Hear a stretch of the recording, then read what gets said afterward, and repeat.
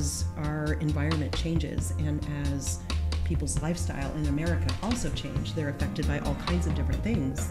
This gives them options. The Global Passport Investor is your go-to podcast.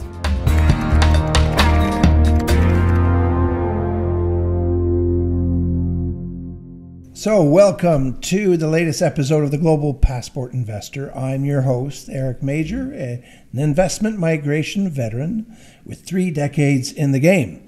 I'm the founder and executive chairman of the Latitude Group, where our clients expect the world and we deliver it. So on this podcast, we discuss the wonderful world of residency and citizenship and all things investment migration. And if you're looking to obtain international residency or citizenship, this is indeed the podcast for you. Now, for those of you who are watching us on YouTube, we'll invite you to leave your questions in the comments section below and we'll get back to you. And of course, if you're listening to the podcast, you can email your queries to questions@globalpassportinvestor.com. Now, today we have a very special guest, and mindful how a lot of you who are listening are from the Americas, North America, and the United States in particular. I'm really pleased to have with me Heidi Finn. Heidi, welcome to the show. Thank you, Eric. I'm really glad that you made your way over to meet up with us here at our office in Dubai. You were telling me earlier how this is a familiar place to you. You were here just a few weeks ago, and sounds like you've been into a number of countries. I'll be really interested to hear more about your roster of places you've been just in the last year. But I want you to share with our listeners and our viewers a little bit about your history. Like, where are you coming from? We'll want to hear your story about not just the United States and where you're coming from, but how your life became what appears to be a global citizen kind of mentality and international approach. Sure. So Heidi, welcome again, and tell us a little bit about yourself. Well, thanks again. I'm a Colorado resident, not native. Yeah. I was born and raised in Santa Fe, New Mexico, and moved to Sydney right after university. Okay. I was with a private jet company there, then moved to the UK, and 9/11 happened. And I had the opportunity to go back to Australia, but my family, all still based in the United States, felt like I needed to go home. Mm-hmm. So I threw a dart at the map, landed in Colorado, never been outside the airport, just decided to make it my home. No kidding. But so being from Santa Fe, but you had never really had any previous connection to the state of Colorado? Not at all. Wow. Okay. Well, not a bad place to hang out from what I hear. Well, it's not. It's not. It's a pretty fabulous, I'm going to say country. It's a pretty fabulous state. Yeah.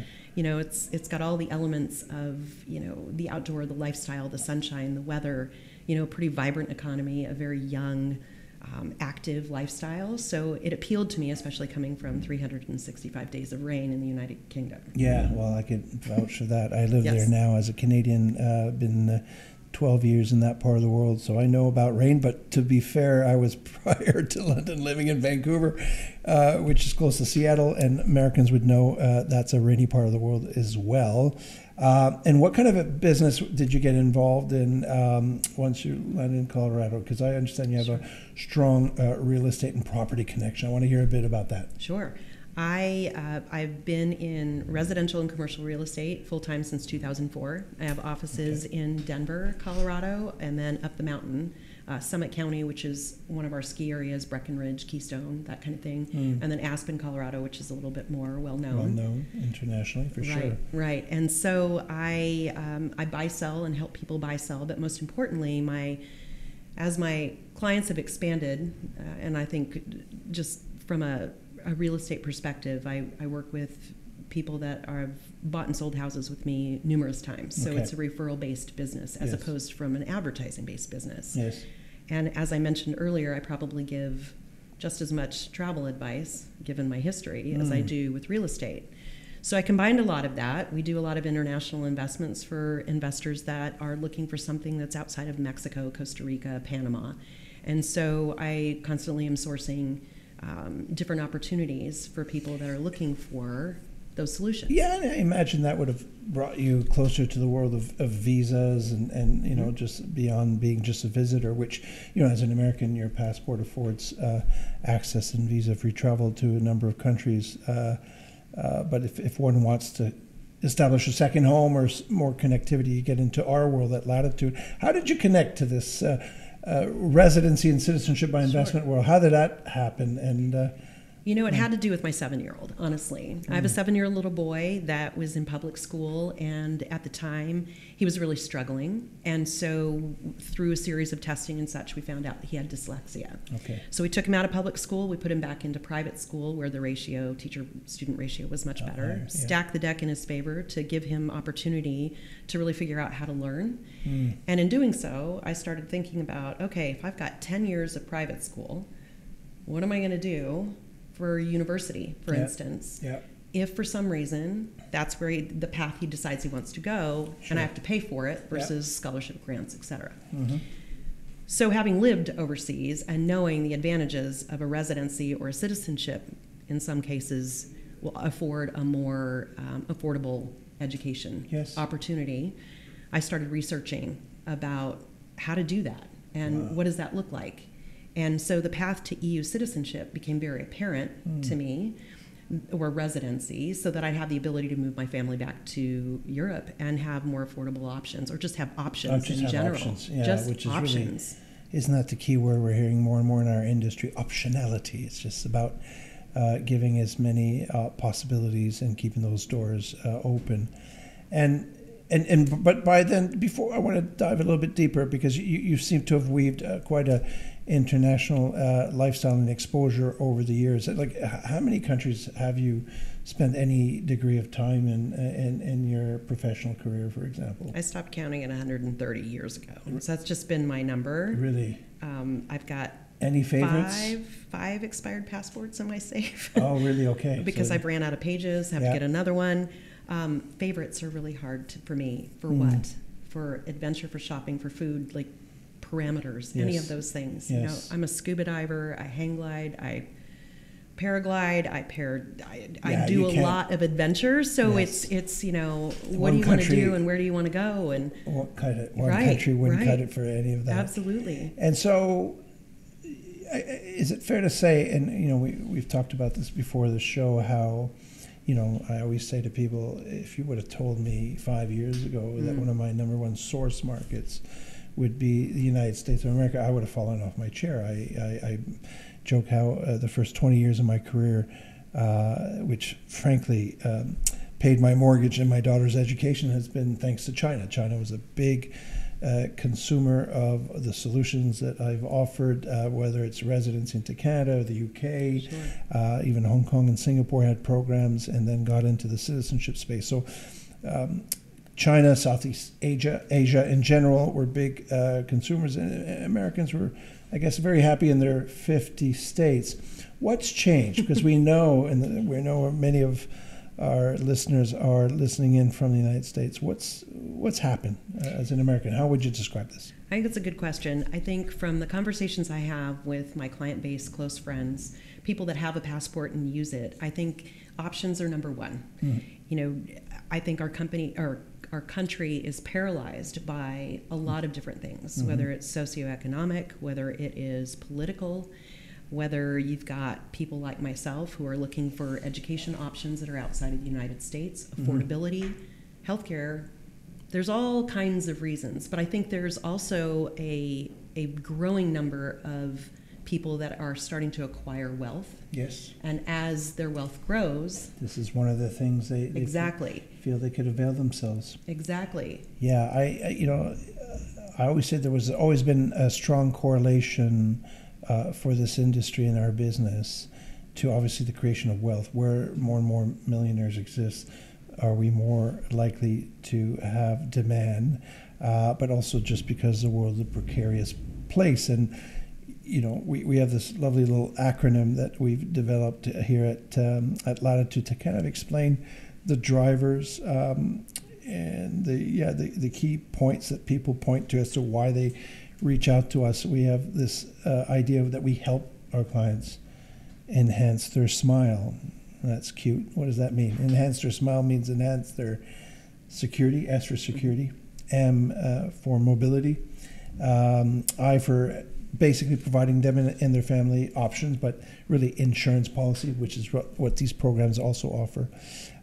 Some people, we saw this post-pandemic, do it, and I think you're contingent of this lifestyle, right? You like the diversity the world offers, so why not have access to these countries for lifestyle purposes?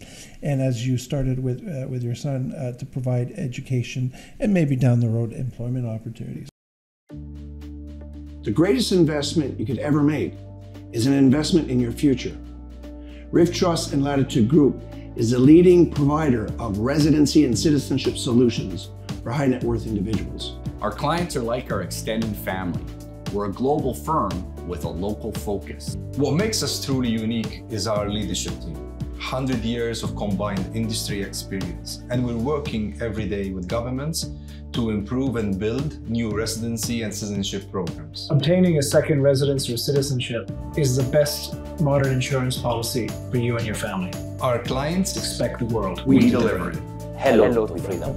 It's often a combination of one or two or three or all five of those, but including Americans. And is it fair to say that maybe the country's become a little bit more polarized now, and some of these pressure points are appearing and having people also to consider just having those options? Absolutely. I mean, I think the elephant in the room is our upcoming election. Yeah. You know, another Trump presidency will drastically alter the identity that the U.S. has of a nation of immigrants, and a Biden administration will look very different. Yes. So I think no matter the side that you're on, I think there are a lot of people that are considering becoming expats for one reason or another.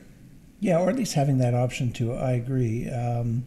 I think most Americans, you know, if given the choice, would rather not have to pick up their bags, although certainly get exposure like you have. You know, you've lived in the United States, but you've, you know, traveled a lot and, you know, had a lot of exposure to different countries. So there's a growing number of Americans who are looking for that, and that's what some of these programs provide, because they're, as you know, they're not requiring necessarily for the applicant to spend any degree of significant time in the country. Absolutely. Right? Thinking of Portugal with its 7 days a year requirement, Malta for EU citizenship, which will require less than a month of physical presence. So I think that's my observation is Americans like that. They like that option, but if the world around them changes, they have a place to go. Exactly. Yeah, I mean, you have American citizenship. You said you had two. What was the second one? UK. UK. Okay, so that And used to give you a little bit more power and access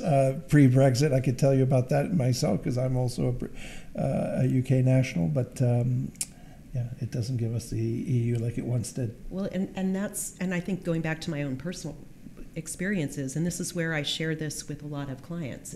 It's if you want to live in Europe, there's a program out there. You know, Malta's quick. It doesn't have a language requirement. All documents are in English because one of the official languages is English, and it allows you to then live and work in any EU country. So that gives you an option as opposed to the lengthier requirements in some of these other countries. And so I think as our environment changes and as people's lifestyle in America also change, they're affected by all kinds of different things. This gives an option. Well, and this is it. I think particularly with the mass affluent and the wealthy, it's really just being able to have that exposure or that access and that experience in more than one place in the world. I mean, it's this combination. Maybe I could split my time in a calendar year to 2 or 3 different places. But again, you'd need status and visas or citizenship to do that. So I think this post-pandemic in particular is opening up, particularly in the United States. Now, let's not forget, though, you know, in our business, we always remind everyone that the largest golden visa in the world, the largest residency program in the world in terms of residency by investment is still the United States with its EB-5 investor visa. So, you know, we're talking about Americans considering options abroad, but there's still a lot of the world wanting inbound into the United States. I know you facilitate aspects of that with should they wish to buy property. You want to share a little bit of your experience with that? Sure. So I work a lot with the Denver Economic Office, and I have a lot of foreign nationals that are clients of mine. And migration has been something that I think has blurred, if you will, in the past, I'd say about 5 or 10 years. We've seen a lot of influx coming into Colorado, for instance. And I think the EB-5 is still, the fastest way to a green card. It doesn't require skills. It doesn't require specific professional ability. If you can qualify and make the investment threshold, then and you're on that path to you're a on green that card. path. And then so is your family. And then all of a sudden, your family you have access to public schools, higher education, healthcare, employment, and ultimately, as a businessman or woman, you have access to the world's largest economy. So I think there's attraction inbound as well as outbound. It just depends on your goals and what you're looking for. Yeah, this is what's so exciting to companies like us, like here in Dubai. There's just as much around individuals wanting access and status in other parts of the world, which has fed literally the last 15 years of the UAE market. But guess what? There's a lot of inbound coming here. I mean, you know Absolutely. that. What's your experience with the UAE? And Dubai in particular? What a place, isn't it? It's fabulous. It's one of my favorite cities in the world, and it always has been. First time I came here was in 2011, and then have been here multiple times since. People ask me, you just asked that favorite earlier. It's a city that has so much to give and offer, and it's truly a melting pot of all nationalities and all walks of life. And you can, as a vacation destination, I think there's so much here to experience, whether your family's single, business. There's just so much to do and so much growth here.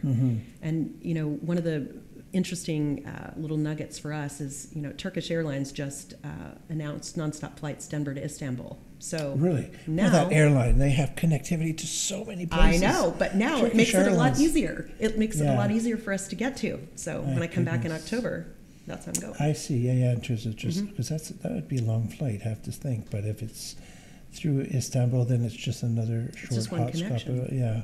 I mean, right now I go Denver, Newark, Dubai, or this time I like to stay south during the winter. Yeah. So I did Denver, Miami, Dubai.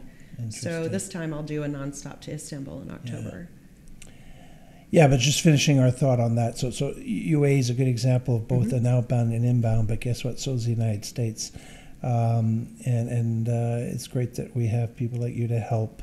Well, on one hand, this is why you're connected to Latitude. You're a strategic partner internationally, but also in the United States. There's an audience in the United States for what we do and how we could help.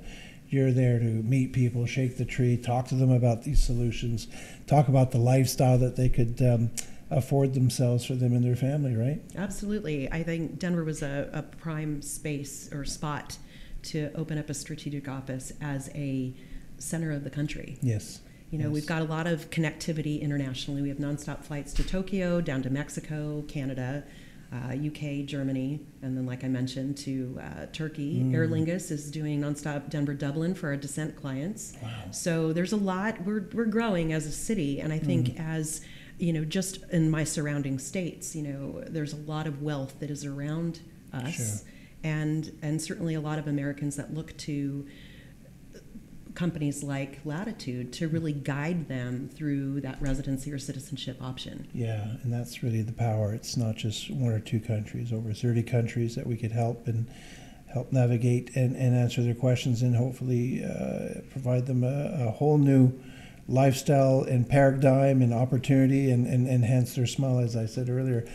Listen, Heidi, we've been having a nice exchange, but we have this part of the show I always finish off called Anecdote Time. This is our Greek way of saying, tell us a little story about yourself, whether it's about the business or about your experiences abroad, or whether it's something that was funny or curious or just a funny anecdote, possibly linked to the business that we're in, but possibly not. Anything that you think our viewers would be interested in hearing about. Well, I would say at a very young age, I was a very restless soul. My parents are German immigrants. My mom has a swastika on her birth certificate. No kidding. No kidding. No kidding. Wow. And I knew from a very early age that I was going to get out and get a passport. The only thing is I did not tell my parents about that when I applied. The first time I was 17, and I was motivated by the Air Force paramedic that I was dating at the time. Yep. Okay. And he wanted to go skydiving in the south of France. So that got me my passport. Okay. And a phenomenal summer experience. I bet. I have in the south of France, you said? Yeah. Yeah. Yeah. See, I had my first skydiving experience in Rochester, New York, in the summer as a tandem dive, and that's when I discovered I had vertigo. So I never did that again. Oh, you never did that again. Oh, how funny! But that was a really interesting experience. Right. So south of France, that would be nice. Yeah. Yep. And then but that opened your eyes to the whole going abroad thing. Well, that was such a minor blip in my life. Okay. Really, what really just opened my heart and soul is I got certified to scuba dive. I have 1,000 ocean water dives all around the world. Cool. And as a landlocked state, whether it was New Mexico or Colorado, you had to travel in order to do that. Yeah. And so the ability to go and to see and to do and to experience just the whole world just opened up at a very young age. And every opportunity or every country that I would visit opened up a new opportunity, a new person, a new contact. Yeah. And so we become richer because of it, eh? Right. I mean, I can't imagine. To me, it can be even more empowering than even higher education in some ways. You know, just that exposure to the world is so critical, more so in this 21st century. Absolutely. It's like, you know, as an American, you're very restricted to the world within our borders. As an American, you are. You can't just pick up and move or work or live unless you've got that visa status. Yes. So that was my first exposure. How do I get to I moved to Australia first. How do I get a work visa there? How do I get a sponsor? How do I get to do that? This was this was in the early 90s, before I even was aware of residency and citizenship, right? Yeah. And so my work visas or my residency visas were always connected to an employer. Yes. And so, which is often the case with many people. Sure. To start with. Sure. But I didn't want that. Ultimately, what I wanted was the ability to pick up and move and do whatever it is that I wanted. And so these residency and citizenship programs have really opened my eyes to the ability to, I want to pick up and move to Spain. Maybe I want to go to Malta. Maybe I want to go to... Even if it's just to spend a bit of time. Like we said earlier, a lot of these programs that we offer don't require any excessive amount of physical presence or commitment to acquire them. It takes an investment. Sure. And you need to meet the due diligence requirements. You got to fill out some forms and pick up some old documents to submit to the government. But once approved, in fact, I would say at least half, if not 3/4 of these programs will require, whether it's a week, a year, or 5 days over 5 years like in Antigua, or 0 days. Now, that's still the place that you want to go visit and you want to enjoy, but on your terms, on your schedule, when you want to do it. And maybe with a view, down the road, with retirement in terms of lifestyle, where you want to be and all that. I sense that you get this business. You've lived the life that I think a lot of our listeners are going to be interested in. Thank you for sharing that anecdote. I will close off with thanking you for coming, sharing your story and your experience, inviting our listeners and viewers to get in contact with you in the Colorado or just the U.S. Market in general. Thank you for being part of the Latitude Group and Latitude team as a strategic partner, and I really enjoyed our chat today. Same. Yeah. Thank you. Thank you for coming, and thank you all for listening. Please stay tuned for our future episodes of the Global Passport Investor. Thank you. For a deep dive into the recommended residency and citizenship programs available, please check out latitudeworld.com for further details.